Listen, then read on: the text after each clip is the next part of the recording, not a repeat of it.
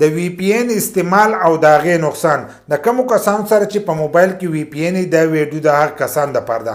زیاتکر مسافر دي چې د هغو سره په موبایل کې وی پی ان لازمي، ځکه هغو د واتساپ دپاره چې دی دغه وی پی ان نه ډاونلوډ کړئ. په واتساپ باندې هغه کله چې ملک ته کال کوي یا میسج رالیږي نو د هغې دپاره هغو وی پی ان چې دی دا آن کوي. نو که ستاسو څوک رشته داري او هغه مسافر نو هغه به دې ویډیو کې لازم منشن کوي، بل دا د ویډیو شیر کوي چې دغه کسانو ته دا ویډیو چې دا ورسي.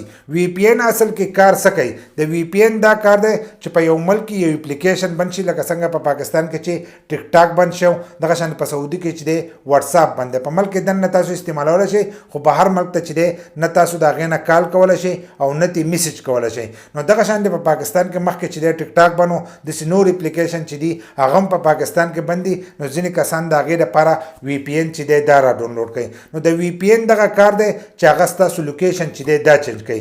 څنګه چینج کوي؟ هغه چې کله د اپلیکیشن باندې نو دا هغه په خپل انټرنیټ باندې تاسو د ملک کم انټرنیټ استعمالوي، کومه ډیټا تاسو استعمالوي یا وای فای استعمالوي، نو په دغه انټرنیټ باندې چې دی د اپلیکیشن بند کی تاسو چې کله په هغې باندې دغه اپلیکیشن کولاوئ نو دا کار نه کوي. نو د هغې لپاره زیاتکر کسان چې دی وی پی ان را ډاونلوډ کړي. د وی پی ان دا کار دی چې هغه ستاسو آی پی ایډرس چې دی دا چینج کړي. کله چې تاسو وی پی ان کولاو کوئ نو پته کې موږ له د ملکونو آپشن چې دی دی راکړی. په دنیا کې چې کم ملکونه نو ټول په هغه وی پی ان کې چې دی دا موجودي. نو په هغې کې چې موږ یو ملک کولاو کو، هغه ملک کولاو کو چې په کم کې هغه اپلیکیشن چې دی دا کولاوي. لکه څنګه اوس په سعودي کې چې دی واتساپ بند دی، په پاکستان کې کولاو دی. چې په هغې کې موږ پاکستان کولاو کو نو زموږ هغه واتساپ چې دی په سعودي کې کار شروع کړي. د سره وجې نه کار شروع کړي چې هلته کې زموږ د انټرنیټ کم ایډرس چې دی هغه پاکستان نه واخلي. که تاسو په ګوګل کې په هغه ټایم کې سرچ وکئ چې مای لوکیشن نو هغه به تاسو ته راواخلي پاکستان.